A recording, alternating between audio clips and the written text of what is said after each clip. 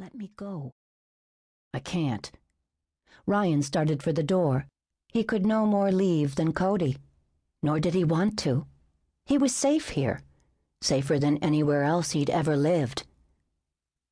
Are you afraid of him? Ryan couldn't deny it. Trader was the scariest man he knew, and Ryan hadn't survived this long by defying him. Eat your soup. It's good. You could help me if you wanted. It's just not possible, okay? Ryan wasn't about to explain himself to this kid, but the words came anyway. There's no place to go. We're in the middle of nowhere.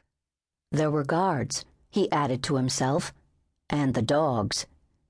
So you're a prisoner too? That touched off a spark of anger. This is my home. In a few days this kid would be gone, but Ryan would still be here. I live here. Cody studied him for a minute, as if evaluating Ryan's claim, then said, I will get out of here. Ryan didn't answer. What was the point? The kid wasn't going anywhere until Trader came for him. Sooner or later, he'd figure that out for himself. I'll check on you later, Ryan said. As he closed and locked the door behind him, something slammed against the other side, then slid to the floor. Ryan pictured the tray, the shattered dishes and food in a puddle on the expensive rugs. Damn. It would be his job to clean up the mess. The kid was going to make this difficult. Too bad, because he would break. They all did, eventually.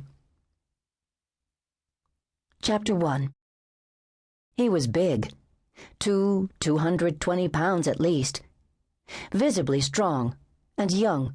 No question his body had made the journey to manhood, but the stupid grin on his face said his mind was stuck in adolescence. He'd taken an aggressive stance, feet planted wide, arms flexed. You're going down, bitch. Erin backed up. Whatever you're trying to prove, this isn't the way. I'm not the one with something to prove. He edged toward her. She put more distance between them, reaching for the calm that would get her through this. Instead, she found something else, something darker. Where do you think you're going? He asked, a smirk in his voice and on his face. He was right. She had little maneuvering room, though she doubted more space would make a difference. If she ran, he'd be on her in seconds, and it would be over. Her best bet was to stand her ground.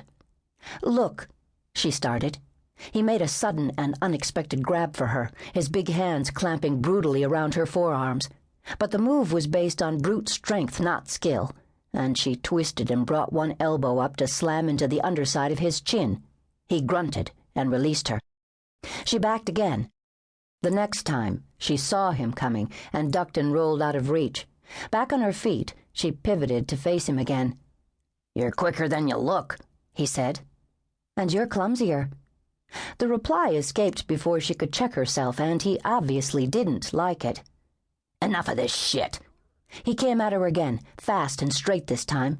Erin blocked him, her foot outside his, ankle to ankle. The heel of her right hand slamming against the underside of his chin, her left striking his bicep, then delivering a stunning blow to the side of his neck and forcing his head sideways into his shoulder.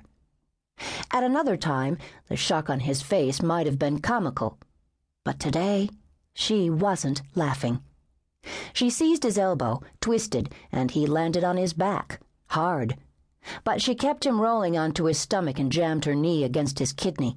His arm wrenched behind him, bent at the wrist, her free hand shoving his head to the floor, and he frantically slapped the mat in surrender. The class applauded. Erin held him a few seconds longer, then let go, releasing his arm and backing away. Good job, Erin. Bill Jensen, head martial arts instructor at the CIA's farm, stepped away from his trainees and extended a hand to the man on the floor. Sorry, Cassidy. It's the price you pay for being the biggest SOB in the class. The younger man ignored the offered assistance and sprang to his feet. No problem. He rotated and massaged his shoulder. I like getting roughed up by a woman half my size. Life sucks sometimes, Erin said, as she retrieved her towel from a corner of the mat, especially in the company. She was still edgy.